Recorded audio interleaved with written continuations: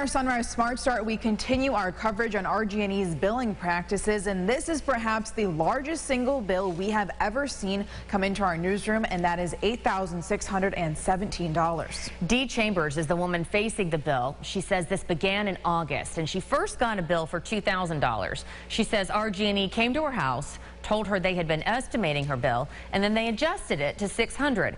After entering a payment plan for that, she says she stopped receiving statements. And then all of a sudden I get like 5 bills dated for January of 2023, and it bumps it from $600 to like $4,000 to $8,000. And all they could tell me is they seen a spike happen at the end of August. They didn't explain to me how much does this spike cost. Chambers says she spent hours on the phone with the utility company with no luck. RG&E responded to this bill in a statement saying COVID has caused staffing shortages on their end. They went on to say they've hired 40 new billing specialists to try and remedy the situation. With the new year here, there's a handful of new laws that will begin to take effect. And here's a quick look. The state is expanding the list of those who qualify for paid sick leave. Workers can now get up to 2/3 of their salary for 12 weeks to care for a sibling. Another new law requires airports to provide mothers with a private place to nurse their babies. And college athletes will be allowed to earn money from endorsements without losing their scholarships. Those are a few of the new laws, but there are many more, from raising wages to voting, cybersecurity, and more. And we have it all broken down for you over on our website, rochesterfirst.com. Well, also entering the new year, everybody wants to look their best, and most of us want to find the quickest and easiest way to get our ideal body. I would argue that's a year-round battle. News 8's Jatira Marsh joins us live to tell us what a local nutritionist has to say about some of those quick fix methods. Good morning, Jatira. Good morning, Casey and Amel. Well, it's just another one of those big goals we all want to achieve in the new year. And as we leave the past behind, we want to leave behind old habits as well. But we should be mindful of the new ones we try to adapt.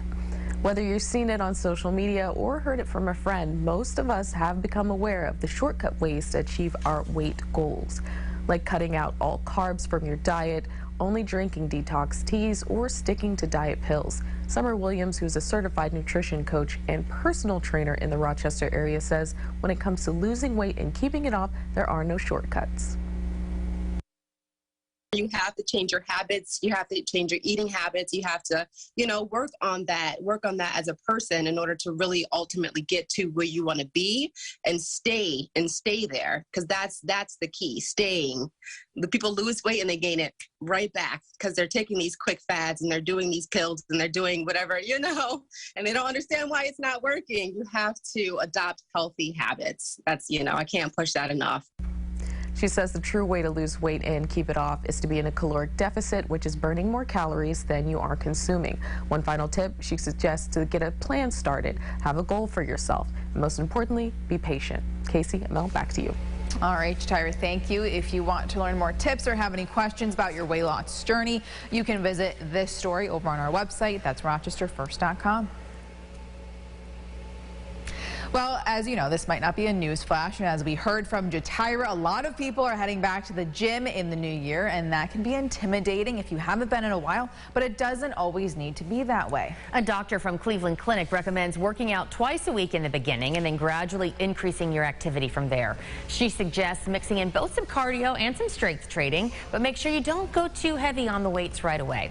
A good alternative, she says, is switch to some lighter weights with some higher reps. She adds, don't be discouraged if you don't see those results right away. It's sometimes hard to see the results that you're looking for right away. And I think that goes back to the question, what are the results you're looking for? I ultimately think people, when they exercise, should work towards becoming healthier and achieving a sustainable, healthy lifestyle. But a lot of people certainly work out for weight loss and for toning, and those changes occur with time. And if you don't feel comfortable going to the gym, she says workout videos online serve as a great alternative to do from home.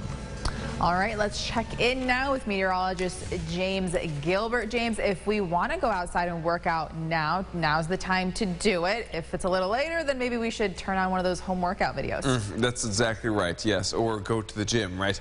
As we've got rain showers later today. We dodged them this morning for the morning walk. We are less than an hour away from sunrise at 30s. So that's where we're starting. I'm going to call it mild because it really is mild for this time of year. We should be in the low 20s. Not the case there. We are mostly cloudy. Temperatures do climb into the lower 40s for most. If you're across the Finger Lakes, though, you're going to get warm. 50 degrees for you, so a warmer rain there, but everybody does get it at some point, likely late this morning. Rain tapers off tonight. Any sign of winter in the next 8 days? We'll take a look at the end of the show. KCML. All right, James, thank you. Taking another look at the roads this morning, things are still looking pretty good out there. I'm not seeing any new accidents that would affect your morning commute. 390, 490, and 590 are all running on time. So if you're heading out the door this morning, everything should be smooth sailing. We do have updates for you throughout the morning, so if anything changes, we will, of course, let you know. Well, here's what some folks might be talking about at the water cooler this morning. A little bit of a lighter note. If you're feeling lucky in the new year, the Mega Millions jackpot has climbed to $785 million. Just 3 times before has the Mega Millions gone beyond $700 million, according to a spokesperson, and each time the jackpot continued on past $1 billion. Mega Millions is played in 45 states as well as Washington, D.C. and the U.S. Virgin Islands. The next drawing takes place tonight at 11, so everybody wishing good luck. And we already have hit the jackpot with our meteorologist. James has one last check of the forecast. Yes, hopefully we can win with this forecast here. Rain showers move in later this morning. Umbrellas up as we get through this afternoon. Could be a couple days of rain.